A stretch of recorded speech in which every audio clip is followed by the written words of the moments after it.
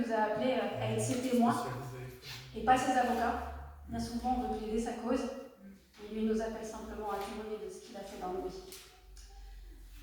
Alors, aujourd'hui, nous sommes heureux, on vit plein de belles choses, missionnaires, ça, mais il n'en était pas toujours ainsi.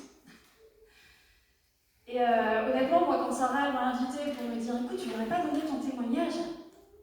Alors je me suis dit « Ouais, génial !»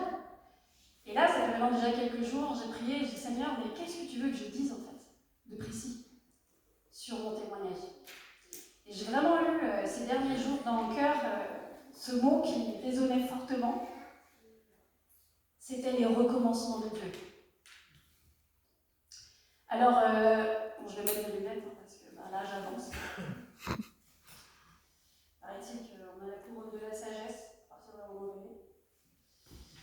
Mais bon, alors qui croit au Dieu du recommencement? Est-ce que vous y croyez? Qui a déjà vécu un nouveau départ dans sa vie? Qui pense que c'est encore possible pour lui un nouveau départ?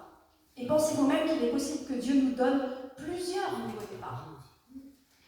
Parce que souvent, ce qu'on se dit, c'est que on a un nouveau départ, Dieu nous a donné une chance, et parfois on a du mal à croire qu'il peut encore nous donner une deuxième chance. Et pour attester ce que je vous dis là ce soir, j'ai eu des versets qui me sont lus. Je vais vous en citer 3 pour attester de ces choses dans la parole de Dieu. Dieu est un rebâtisseur. Dieu est le Dieu du recommencement. Dans Ézéchiel 36, au verset 36, il dit « Et les nations qui resteront autour de vous sauront que moi, l'Éternel, j'ai rebâti ce qui était abattu et planté ce qui était dévasté. Moi, l'Éternel, j'ai parlé et j'agirai. Ainsi parle l'Éternel, voici je ramène les captifs, les tentes de Jacob, j'ai compassion de ses demeures. La ville sera rebâtie sur ses ruines, le palais sera rétabli comme il était. » Ça, c'est Jérémie 30, 18. Et le dernier verset que j'adore vous partager, qui me tient vraiment à cœur et qui m'a beaucoup parlé pendant mon parcours, c'est Ésaïe 58, 12. « Les tiens rebâtiront sur d'anciennes ruines. Tu relèveras les fondements antiques. On t'appellera réparateur des brèches, celui qui restaure les chemins et qui rend le pays habitable. » Aujourd'hui, mon pays, il est habitable. Mais il n'a pas toujours été mon pays habitable. En fait, moi, je suis née dans une famille chrétienne. J'ai commencé cette phrase, et ça me fait sourire, mais ça m'a fait beaucoup pleurer. J'ai commencé cette phrase avec mon père, ce héros. En fait, mon père était le pilier de la foi dans la maison. Il était celui qui était vraiment un fou de Dieu. Il avait le feu de Dieu. Quand mon père est rentré dans une pièce, il y a quelque chose qui se passait.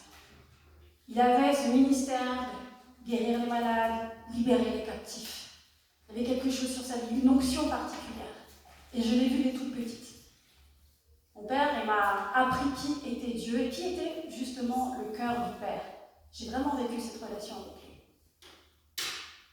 Un jour, j'apprends, à l'âge de 10 ans, que mon père est malade. Cancer fulgurant. Cancer des poumons. On lui dit qu'il lui reste quelques mois à vivre. Honnêtement, moi, dans mon regard de petite fille à l'âge de 10 ans, impossible que mon père décède, impossible que mon père meure, mon père est indestructible. Et ce qui s'est passé, c'est que mon père, à ce moment-là, n'a jamais perdu la foi. Il a su qu'il était malade. Il a dit « Seigneur, je te donne ma vie, jusqu'à mon dernier souffle, je te la donnerai. » Il s'est retrouvé à l'hôpital très rapidement à faire des chimios et tous les traitements. Dans l'hôpital, il parlait à tous les infirmiers, les infirmières de Jésus. Il allait dans les chambres voisines pour témoigner aux gens aussi qui n'étaient pas bien. Il témoignait même à son propre docteur qui allait le voir tous les jours. Et comme le cancer, c'est un des cancers, je ne sais pas si vous savez, mais c'est un des cancers qui fait le plus mal, il est plus douloureux. Il était sous morphine. Et Dieu lui a dit à mon père à ce moment-là, tu peux enlever la morphine, c'est moi qui ai porté tes blessures, c'est moi qui ai porté ta douleur, tu n'en as pas besoin. Et mon père, il allait voir le docteur à la visite quotidienne, et il a dit au médecin, vous pouvez m'enlever cette morphine. Jésus, il a apporté ma souffrance sur la croix. Alors il dit, écoutez, monsieur Tritch, je comprends ce que vous dites, mais si je vous enlève ça, vous allez souffrir. C'est un des cancers qui fait le plus mal. Et mon père lui dit, écoutez, je vous dis que vous pouvez me l'enlever. Et donc, le médecin ayant vu sa détermination, lui a enlevé la morphine et lui a laissé quand même des électrocardiogrammes pour pouvoir juger la douleur. Et quelques heures plus tard, le médecin voit et reconnaît qu'effectivement, il n'a pas de douleur. Il dit, ok, bon, je vois ça un peu, c'est vrai, comme un miracle. Et mon père, il le regarde, il y avait ma mère aussi qui était ici à ce moment-là. Et puis il lui dit, vous savez, docteur, dans 3 jours, je vais tomber dans un demi-coma. Et 3 jours plus tard, je vais mourir. Dieu lui avait parlé. Et effectivement, c'est ce qui s'est passé. Et moi, à mes 10 ans, je rentre du centre aéré, et j'ai mon petit frère qui vient vers moi et qui me dit, Jeanne, papa est mort. C'était une hécatombe pour moi. Je viens d'une famille nombreuse, hein. On est 6 frères, je suis la seule fille, on est 7 enfants. Très modeste, on vivait dans une ZUP. C'était très compliqué. Les quartiers, tout ça, enfin, voilà. J'étais un vrai garçon manqué jusqu'à l'âge de 14 ans, parce qu'il fallait ressembler à un garçon, il fallait être fort. Et quand j'ai appris ça, ça m'a complètement détruite. Ma mère a été dévastée. Elle n'a pas compris pourquoi Dieu enlevait son mari à ce moment-là. Et elle s'est perdue dans les bras de plusieurs autres hommes à ce moment-là aussi. Moi, j'ai vu ça et j'ai grandi. Ma mère n'allait plus à l'église, en colère contre Dieu. Toute la famille n'avait plus aucun contact au niveau de la prière, au niveau de l'église et tout ça. Et dans ma famille, j'étais à 10 ans, jusqu'à mes 12 ans encore, et même encore bien plus tard, la seule qui continuait de prier. La prière du soir, mon père m'avait enseigné. Et malheureusement, ce qui se passe quand on a cet âge-là, et qu'on a besoin de l'amour d'un père, on a besoin de la reconnaissance, on a besoin de se sentir aimé, on a besoin de se sentir validé, on a besoin de sentir qu'on existe pour quelqu'un. D'habitude, à cet âge-là, ça se fait dans les yeux du père. Mais quand le père n'est plus là, ben cet amour, on va le chercher ailleurs. Et je l'ai cherché dans les bras d'un garçon. J'ai eu ma première relation sexuelle à l'âge de 13 ans. Je voulais pas. Mais j'ai pas osé dire non. Parce que j'avais peur qu'on m'aime plus après. Quelques années plus tard, j'ai rencontré un autre homme, bien plus âgé. Et celui-là a directement touché mon cœur. Pourquoi? Parce qu'il avait 26 ans de plus que moi. Parce que chez lui, je voyais un père. Et je me suis dit, je me sens aimée, je me sens exister. Alors vous comprenez bien qu'à cet âge-là, j'avais 15 ans, il était 26 ans aîné, il en avait 41. Vous pensez bien que si déjà un homme de 41 ans va avec une jeune fille de 15 ans, c'est que déjà il y a quelques perversions qui sont quand même présentes. C'est compliqué. Seulement moi, j'y suis allée corps et âme. Parce que j'avais l'impression de retrouver quelque chose. Mais c'était un piège. En fait, je suis devenue pour cet homme un trophée. Je suis devenue un objet sexuel aussi. Je suis devenue celle qui était belle et tais-toi.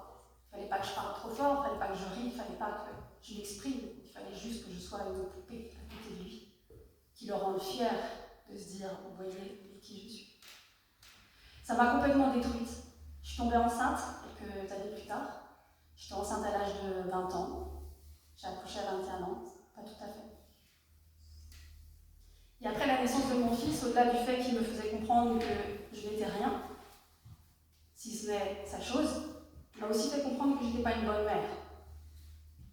Et que je n'arrivais pas à m'occuper de mon fils. Je me suis retrouvée là à me dire, je ne suis pas quelqu'un d'important au final. Même lui ne m'aime pas. Même lui, il n'est pas capable de me dire que je suis digne d'être aimé et exister.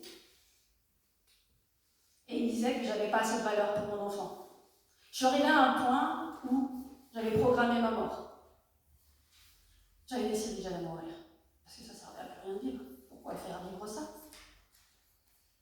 J'étais anéantie. Et quand j'ai programmé ma mort, j'avais 22 ans. Donc pour vous dire, mon fils avait 2 ans, j'avais déjà un enfant. Mais plus rien ne me retenait, puisque j'avais l'impression que même pour lui, je n'étais pas à la hauteur. Je me suis retrouvée là, dans cette voiture. J'avais choisi l'arbre dans lequel j'allais m'écraser. Depuis longtemps, c'était mon chemin pour aller au travail. Et quand j'ai appuyé sur la pédale, j'ai fermé les yeux et j'ai dit, maintenant j'y vais. Peu importe ce qui m'arrive, je pars. J'ai eu une vision ouverte. Je ne sais pas combien de temps ça a duré, ça n'a pas dû durer longtemps. J'ai eu une vision ouverte et je me suis vue, petite fille, assise sur des chaises qui ressemblaient à celle-là, en train de dessiner. Mon père à côté de moi, les bras liés pour louer Dieu. Ça m'a arrêtée, ça m'a choquée, parce que je ne m'attendais pas du tout à voir ça, en fait, à ce moment-là. Je ne pensais pas à Dieu à ce moment-là.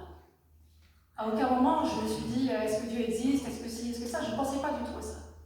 Ça m'a tellement choquée que je me suis dit, bon, que je dois mourir aujourd'hui, que je dois mourir demain, je veux savoir pourquoi j'ai vu ça.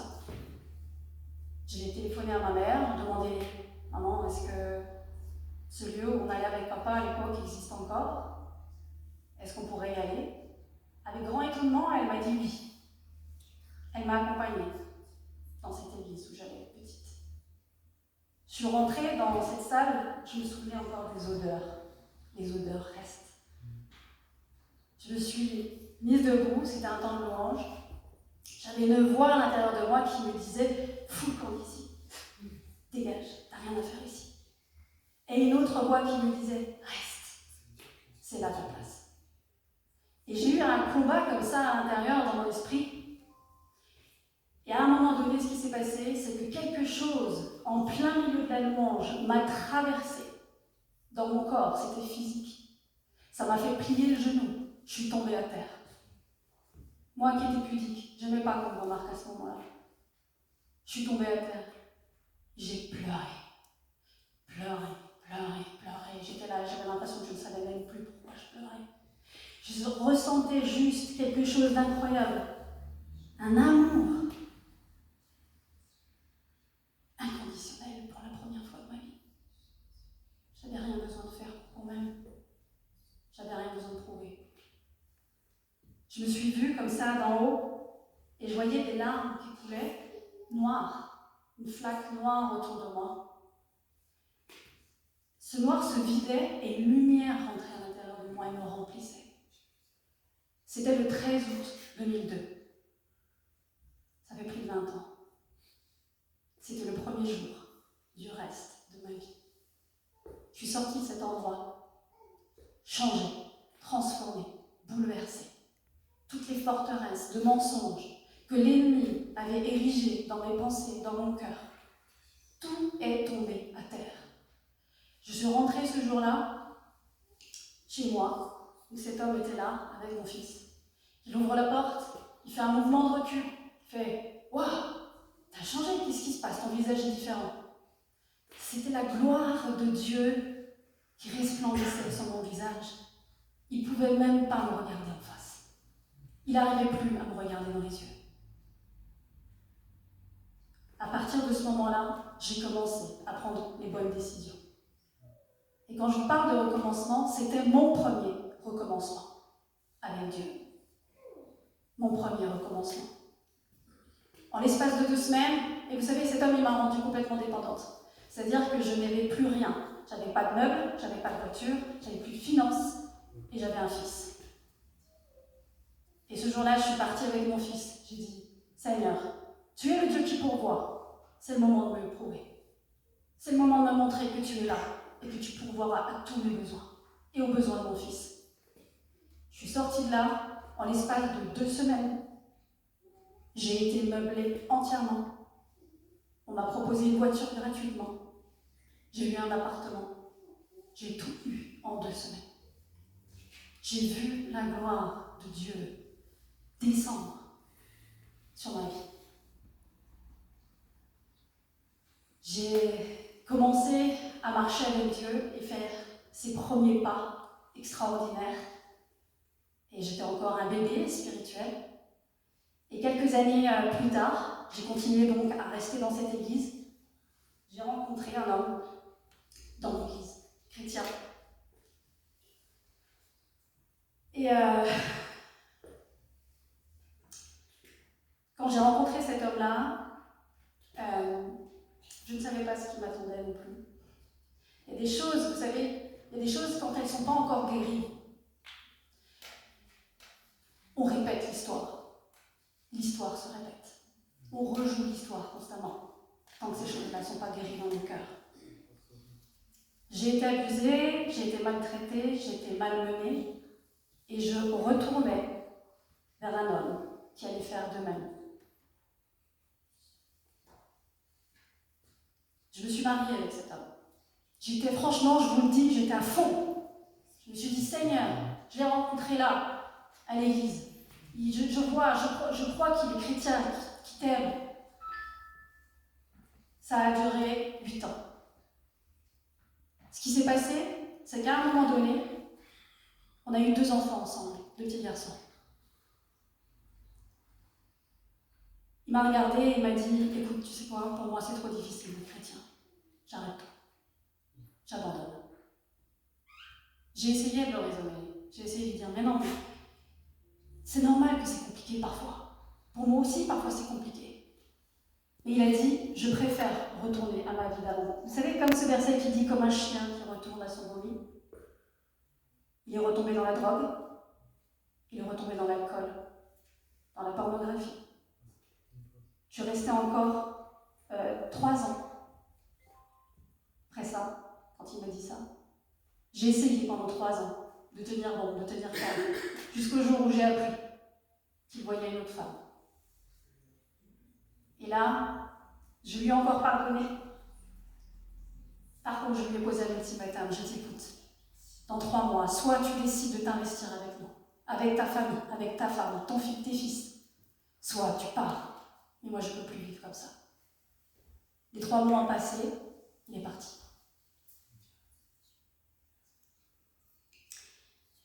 Ça a été un moment très difficile de ma vie, parce que je me suis dit, Seigneur, pourquoi encore une fois? Vous savez, c'est pas que je pense à ce moment-là qu'on a forcément été mené vers les mauvaises personnes. C'est-à-dire qu'à un moment donné, Dieu nous laisse le libre arbitre de dire, aujourd'hui je le choisis, mais demain, est-ce que je le choisis encore? Mon ex-mari a décidé à un moment de ne plus choisir Dieu. Il a décidé à un moment donné de ne plus choisir sa famille et de ne plus choisir sa femme. Il était libre de le faire. C'était pas ce que Dieu voulait, mais il a laissé libre de le faire. À ce moment-là, vous imaginez bien dans quel état je devais être.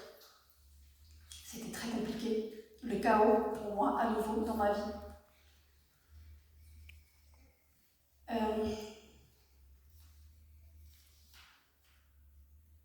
Ce qui se passe aussi, ce que j'ai envie de vous dire, c'est pour ça que je l'ai noté, il faut en fait que nos blessures soient clairement mises à jour et réglées une bonne fois pour toutes. Le diable a un droit sur tout ce qui est tenu caché dans nos vies. Tout ce qui n'est pas mis en lumière, le diable peut vous le réclamer et vous faire rechuter.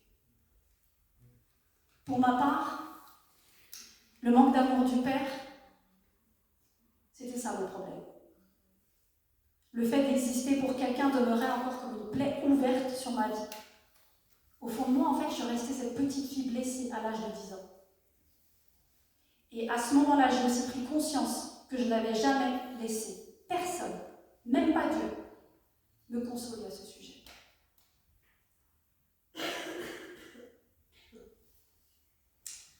Et là, je vous parle d'un deuxième de recommencement. Le jour où le Saint-Esprit me pousse à faire un jeûne. 1 jour, 2 jours, 3 jours. Et je me suis dit, bon Seigneur, je ne sais pas encore pourquoi tu me mènes à jeûner, mais je vais le faire. Et je sentais que le Saint-Esprit me poussait à continuer à jeûner. Et j'ai continué 5, 6 jours, 7 jours, 8 jours. Et là, je commençais à me poser des questions. Je me suis dit, il faut que je continue encore. Et j'avais cette conviction, oui, continue. Arrivé à 14 jours de jeûne, Dieu m'a fait comprendre que j'allais faire les 40 jours de jeûne. Pendant ces 40 jours de jeûne, j'ai été visitée par le Saint-Esprit. Dieu m'a montré un soir en particulier que dans ma vie, il y avait un homme fort qui se tenait debout. C'était ma blessure. Et cette blessure, elle dirigeait mes mauvaises décisions. Je me suis vue petite fille, tout à nouveau, et Dieu, il m'a dit, tu vois cette petite fille-là, prends-la dans tes bras. Accepte ce qui s'est passé. Et dans les pleurs, j'ai accepté, j'ai dit, Seigneur, ok, ça a été pour moi injuste, mais j'accepte, et je crois que tu es souverain sur ces choses. Et effectivement, il était souverain. Et là, il m'a regardée. Et je me suis vue petite fille, mais je me suis vue dans la vision comme grandir et devenir cette femme qui avait cette posture, qui se tenait droite, qui était belle, qui était aimée et désirée. Et il m'a dit, maintenant, je t'appelle d'un nouveau nom. J'ai vu comme son doigt qui écrivait un prénom, et c'était Jeanne. Parce qu'il faut savoir que je m'appelle Jeanne Myriam. Ma maman, quand je suis née, n'a pas aimé ce prénom Jeanne. C'est mon père qui me l'a donné. Alors elle a décidé de mettre le deuxième prénom et elle a décidé de m'appeler Myriam. Donc jusqu'à mes 40 ans, tout le monde m'appelait Myriam. Mais Dieu, ce jour-là, il m'a dit, il est temps de t'appeler Jeanne. Et je suis allée voir ce que ça voulait dire, Jeanne. Est-ce que vous savez ce que ça veut dire, Jeanne? Dieu fait grâce. Dieu pardonne. Et je me suis levée de cet instant complètement renouvelée et rafraîchie. Ça a été mon deuxième recommencement. À ce moment-là, il y a beaucoup de choses qui se sont débloquées dans ma vie parce qu'enfin j'avais fait la paix. Enfin j'avais accepté. Et enfin je me suis dit, Seigneur, maintenant ma vie, elle est entièrement vouée à toi. C'est comme si à ce moment-là, vous savez, je ne sais pas si vous l'avez vécu, jeune femme, jeune fille, je n'avais plus besoin du regard approbateur d'un homme dans ma vie. Je n'avais plus besoin que quelqu'un pense à moi. Parce que c'était Jésus qui était devenu l'homme de ma vie. Il était devenu l'époux. J'ai fait ma propre cérémonie. Alors certains diront, elle est complètement fêlée. Il n'y a que les fêlés qui laissent passer la lumière. J'ai fait ma propre cérémonie avec Jésus. Je me suis acheté une bague et j'ai fait ce vœu. J'ai dit, maintenant, ma vie, elle est pour toi. À toi, elle t'appartient. Tu es l'homme de ma vie, l'époux. Et dans ces moments-là, je finissais mon 40e jour de jeûne. C'était là où j'avais mon premier rendez-vous avec le directeur du Top Chrétien à Paris. C'était pas du tout calculé, mais ça, c'était le timing de Dieu. Dieu, il a toujours un bon timing, le parfait timing. Je suis arrivée ce jour-là, j'ai mis le pied dans le Top Chrétien et j'étais remplie d'une joie immense. Je savais que c'était ici que j'allais commencer quelque chose. Et c'est ce qui s'est passé. J'ai connecté avec le directeur du Top. J'ai commencé à proposer des émissions. Et aujourd'hui, j'anime, je suis présentatrice d'une émission qui s'appelle Coupé en 4, des témoignages de vie, bouleversants, renversants. C'est ce que tu as toujours mis sur mon cœur. Et j'anime aussi une matinale dans une radio qui s'appelle Radio Gospel, tous les matins, 7h à 9h. Et j'ai commencé à rentrer dans la paix. Vous savez, il n'y a rien qui vous rendra plus heureux dans la vie que quand vous êtes dans votre appel. Peu importe la difficulté, elle n'est plus rien, parce que c'est ce pourquoi vous avez été fait. C'est la place que Dieu vous avait donnée d'avance.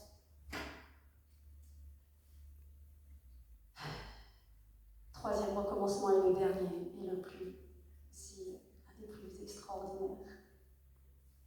C'est ma rencontre avec Luc.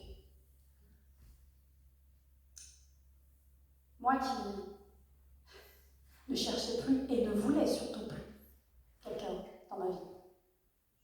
Je vous assure, quand j'ai rencontré Luc la première fois, il a expliqué tout à l'heure, il était au fin fond, il n'était pas bien, il se posait beaucoup de questions. Et son cœur était toujours en amour pour Dieu. Et moi, je l'ai vu. J'ai vu ça chez lui.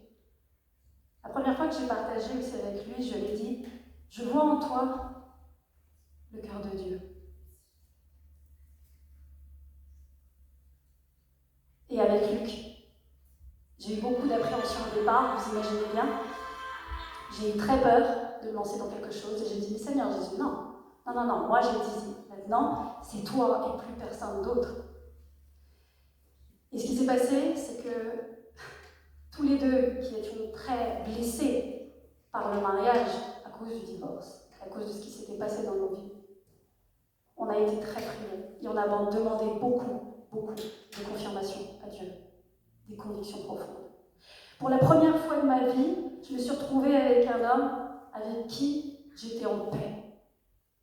Je n'avais jamais ressenti ça avec Dieu, avec un homme. S'il y a bien un conseil que j'ai envie de vous donner, c'est quand vous vous engagez dans quelque chose, dans une relation, la paix avec cette personne dans cette relation, la paix intérieure. Vous savez, le témoin, on appelle ça le témoignage intérieur. Quand vous êtes un peu titillé par un petit truc qui vous...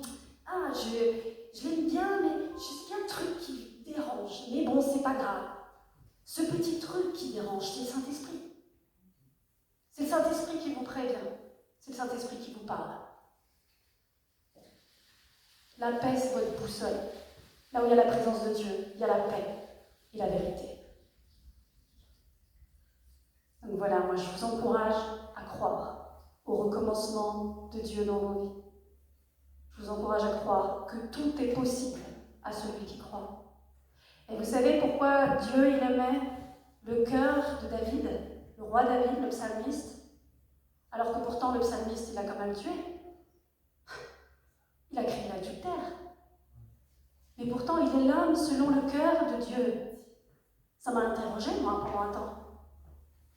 Le Saint-Esprit m'a dit, il est toujours revenu avec un cœur repentant, en cherchant continuellement ma face. Les recommencements de Dieu sont toujours possibles à partir du moment où on revient avec un cœur intègre. Que vous puissiez être encouragés aujourd'hui dans vos recommencements. Et si quelqu'un a besoin de prière pour un recommencement, si quelqu'un a besoin de sentir plus de l'amour de Dieu dans sa vie, plus de sa présence, plus du Saint-Esprit qui parle, qui agit, qui donne vie et qui vous fait rentrer dans votre appel. Vous pouvez venir nous interpeller, on priera avec vous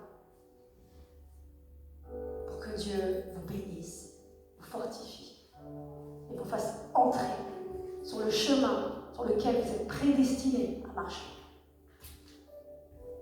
Merci pour votre attention.